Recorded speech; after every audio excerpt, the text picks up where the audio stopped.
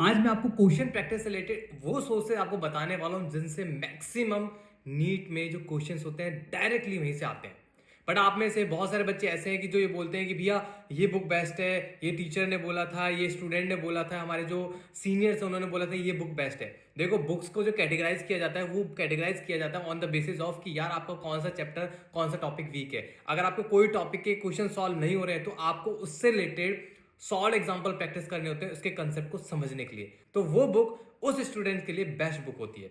आप सभी को टाइम बहुत कम है बट मैं आप सभी को कुछ ऐसा कंटेंट देने वाला हूं, कुछ ऐसी चीजें बताने वाला हूं, अगर आपने स्ट्रिक्टली फॉलो किया विद प्रूफ, क्योंकि आपको जब तक प्रूफ नहीं देता ना आप लोग उस चीज को नहीं करते। विद प्रूफ मैं आपको बताने वाला हूं कि अगर आपने सिर्फ ये कंटेंट कर लिया, इन कंटेंट्स की ये जो सोर्सेज मैं प्रोवाइड करने वाला हूं इनको स्टिक होके इनके क्वेश्चंस अच्छे से प्रैक्टिस कर लिए ना, तो तुम्हारा 100% में से 95% क्वेश्चंस करेक्ट हो जाएंगे।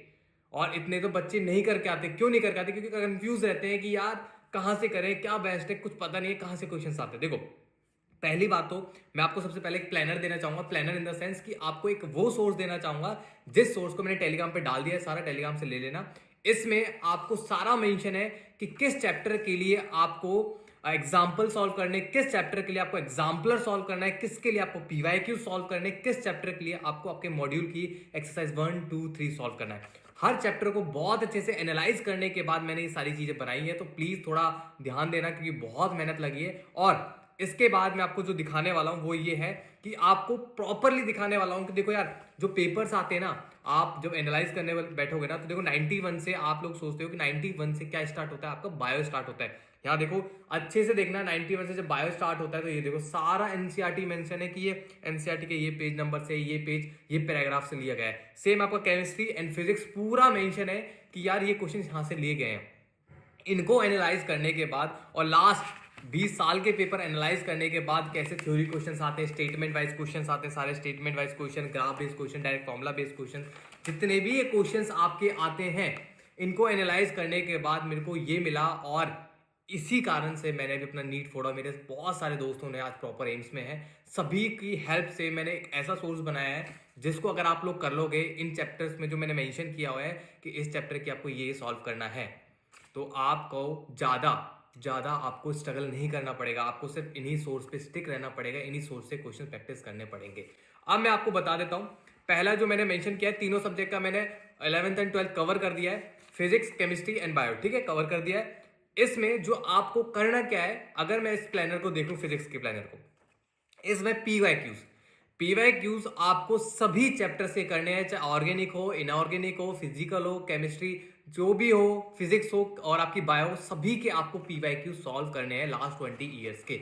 मस्ट है, मस्ट है। क्यों इंपॉर्टेंट है? क्योंकि जो पीवाईक्यूज होते हैं ना, 90% 85% क्वेश्चन डायरेक्टली पीवाईक्यू से फ्रेम आउट होके ही आते हैं, मतलब वही क्वेश्चन रिपीट हो जाते हैं, ठीक है। एज इट इज सेम नहीं आते बट थोड़ी लैंग्वेज चेंज कर दी जाती है। तो अगर आप लोग लास्ट 20 ईयर्स के पेपर्स आपने बहुत अच्छे से करे हुए हैं, उनके पीवाईक्यू सॉल्व किए हुए हैं, तो आप लोग बहुत सारा अच्छे से स्कोर कर सकते हो, मैक्सिमम स्कोर कर सकते हो। सो पीवाईक्यूज आपको बहुत स्ट्रॉन्ग करने हैं, जितनी बार हो सकता है मल्टीपल टाइम उन पीवाईक्यूज को प्रैक्टिस करना है। ये मत सोचना कि सेम पीवाईक्यूज को प्रैक्टिस करके मेरी प्रिपरेशन अच्छी नहीं हो रही।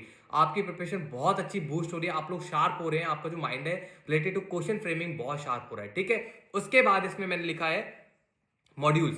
मॉड्यूल से रिलेटेड बच्चों को बहुत डाउट होता है कि भैया किस कोचिंग का मॉड्यूल हमें सॉल्व करना चाहिए, क्या कौन सी एक्सरसाइज करनी चाहिए। देखो, बहुत सारे मॉड्यूल्स मैंने देखे हैं और जो मॉड्यूल्स मैं फॉलो करता था, मैं कोटा में था तो मैंने वहां पे जो इंस्टीट्यूट ज्वाइन की थी मैं उसके मॉड्यूल्स फॉलो करता था। उसके मैं एक्सरसाइज 1, तो आप जिस भी कोचिंग में पढ़ रहे हो आपको उस कोचिंग के जो मॉड्यूल है, मॉड्यूल का एक्सरसाइज नंबर 1 आपको बहुत अच्छे से प्रैक्टिस करना है। वहां से अगर कोई आउट ऑफ एनसीईआरटी क्वेश्चन आ जाता है तो सारा उसमें मेंशन रहता है, तो वैसे तो नहीं आता out of NCERT question but आपकी बहुत अच्छी प्रैक्टिस हो जाएगी। तो इसलिए एक्सरसाइज 1, मॉड्यूल के एक्सरसाइज 1 तो प्रैक्टिस करना है, पूरा सॉल्व करना है, बहुत इंपॉर्टेंट है।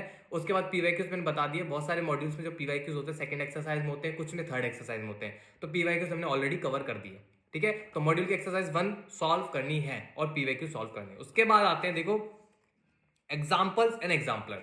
अगर आप लोग लास्ट ईयर के पेपर एनालाइज करने बैठोगे ना, तो जो examples, NCERT example and NCERT exemplar, ये दो टू टाइप की डिफरेंट बुक है। अगर आप लोग 20 साल के पेपर एनालाइज करने जाओगे और आपको ये मिलेगा कि जो आपके पीवाईक्यूज है ना जो आपके पीवाईक्यूज हो मैक्सिमम 85% यहां से लिए गए हैं। NCERT exemplar and NCERT example, इनसे आपके लास्ट 20 ईयर्स के एग्जाम्पल पीवाईक्यूज लिए गए हैं। सो मैं आपको एडवाइस करूंगा कि NCERT exemplar and NCERT examples आप लोग बहुत अच्छे से प्रैक्टिस करें, बहुत अच्छे से। बहुत सारे बच्चों को डाउट आ रहा था कि भैया एनसीईआरटी एग्जाम्पलर दिखती कैसी है, कौन से ऑथर की ले। देखो ऑथर तो कोई भी ले लेना, बट एनसीईआरटी एग्जाम्पल कर लेना। जैसे कि मेरे पास ये एनसीईआरटी एग्जाम्पल है, देख लो आप, ठीक है।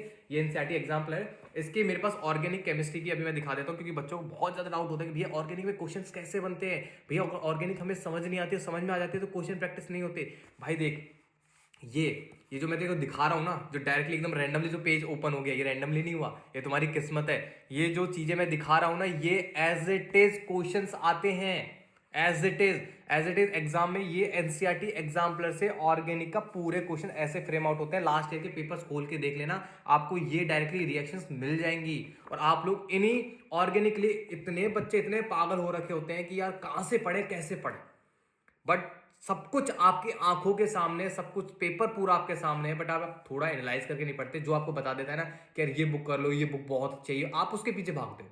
यार ऑलरेडी आपको पूरा सोर्स, पूरा आपके पास कंटेंट, असोसिएशन रीजनिंग क्वेश्चन देखो यार, सारे ये रहे आपके जो एग्जाम्स में, सारे असोसिएशन रीजनिंग क्वेश्चन आते हैं, सारे इसमें ये रहे। हाँ, आपके theory based, statement wise question, आपके न्यूमेरिकल बेस्ड, डायरेक्ट जो कॉलमनर बेस्ड क्वेश्चन जितने भी आपके आते हैं सारे यहाँ पे हैं। तो आपको एनसीईआरटी एग्जाम्पल करनी है, किस किस चैप्टर की करनी है, कहां से करनी है, वो मैंने पूरा इसमें मेंशन कर दिया है।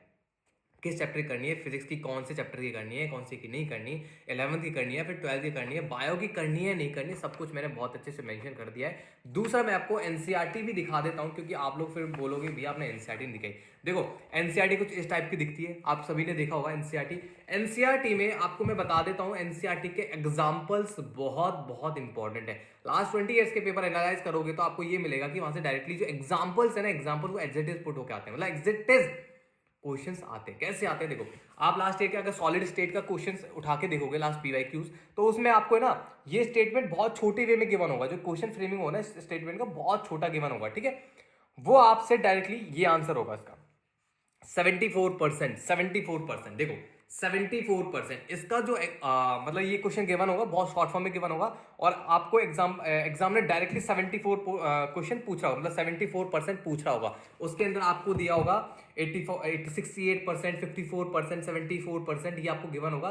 बट आपको एक कंडीशन दे देगा कि डायगनली है या फिर हॉरिजॉन्टली है, कहाँ पे कौन पार्टिकल्स अरेंज किए हुए हैं। तो होता क्या है कि जो ये चीजें दिखाई हुई है ना, देखो ये आ चुकी है, इसलिए मैं आपको दिखा रहा हूँ। देखो 74% लिख रहा है यहाँ पे, देखो अच्छे से देखना, 74% यहाँ पे लिख रहा है 60 समथिंग, यहाँ पे लिख रहा है 68%। ये परसेंट का होता है क्या है कि जब आप लोग किसी भी इंस्टीट्यूट में पढ़ते हैं तो वहां पे आपको क्या करते हैं, जो कोचिंग वाले होते हैं वो आपको एक टेबल बनवा देते हैं कि अगर डायगनली आपसे पूछा जाएगा या फिर आपसे फेस टू फेस पूछा जाएगा तो आपको इतना परसेंट याद रखना है, वो आपको डायरेक्टली हटा देते हैं। बट वहां पे और यहाँ पे डिफरेंस ये है कि आपको पूरा एक एनालाइज दिया जाता है, पूरा कंसेप्ट बताया जाता है कि यार ऐसे। तो मतलब मेरे कहने का मतलब ये है कि वहां से भी क्वेश्चन आते हैं आपके नोट से, और यहाँ से भी क्वेश्चन आते हैं, मतलब एनसीईआरटी के एग्जाम्पल्स पे ज्यादा फोकस करना है। अदरवाइज आप लोग बहुत ज्यादा कंफ्यूज रहोगे फिर क्या करना है क्या करना है, मैंने पूरा बता दिया है, ठीक है। पीवाईक्यूज देखो, मैंने पीवाईक्यूज लिखे हुए हैं, पीवाईक्यूज आपके मॉड्यूल के एक्सरसाइज 1, आपके NCERT exemplar and NCERT examples आपको करने हैं, ठीक है। ये मैंने सारा कुछ आपको दिखा दिया है। और देखो यार, मैं फिर से प्रूफ आपको दिखा देता हूँ। देखो ये जो पेपर्स है ना, इनमें सब कुछ लिखा हुआ है, एनसीईआरटी पेज नंबर देखो अच्छे से देख लो, एनसीईआरटी के पेज नंबर बहुत अच्छे से मेंशन है, तो प्लीज थोड़ा सीरियसली ले लेना। बहुत सारे बच्चे मुझसे पूछ रहे थे कि भैया कहाँ से क्वेश्चन प्रैक्टिस करें, कुछ हमें बहुत अच्छा सा ऐसा कोई सोर्स बता दो जहाँ से हम क्वेश्चन प्रैक्टिस कर सकें। तो सोर्स आपको मैंने 3 से 4 सोर्स बता दिए हैं, तो आप लोग बहुत अच्छे से प्रैक्टिस करें। और अपकमिंग वीडियोस में बहुत सारे बच्चे मुझसे पूछे थे कि भैया कोचिंग और हमारा रिवीजन को कैसे मैनेज करें। मैंने already time table and with planner मैंने बना दिया है। तो नेक्स्ट अपकमिंग डेज में जो मैं वीडियोस डालने वाला हूँ, आफ्टर 2-3 डेज में मैं जो वीडियो डालूंगा वो आपके इसी प्लानर पर होगा कि आपको अपना कोचिंग, ठीक है, और आपका जो रिवीजन है, टेस्ट जो आने वाले हैं, एटीए जो एआईटीएस है जो भी है, ठीक है, ऑल इंडिया टेस्ट सीरीज जो भी आपने टेस्ट सीरीज ज्वाइन की, सबको कैसे मैनेज करके आपको इफेक्टिव वे में आपका सिलेबस कैसे रिवाइज करना है। कोचिंग चल रहा है, ठीक है, चलने दो, क्लासेस चल रहा है, चलने दो, बट फिर भी अगर मैं बता रहा हूँ, अगर आपने ये प्लानर फॉलो किया ना, तो आपको सेल्फ स्टडी के लिए 6 से 7 घंटे मिलेंगे। मैंने इतना अच्छा डिजाइन किया है और आपको किस टाइम पे कौन सा सब्जेक्ट उठाना है, कितना परसेंट उठाना है, सारा कुछ मैंने इसमें बता दिया है। ठीक है, तो 2 दिन बाद या 1 दिन बाद आपको वीडियो मिल जाएगी, तो आप वीडियो देख लेना। So all the best and अच्छे से प्रिपरेशन करें, और फिर भी कोई डाउट हो रिलेटेड टू एनीथिंग आप मुझे डायरेक्टली टेलीग्राम पे कांटेक्ट कर सकते हैं। ठीक है, और मैंने वहां पे प्लानर सारे डाल दिए हैं, तो वहां टेलीग्राम से ले लेना। ठीक है, सो ऑल द बेस्ट।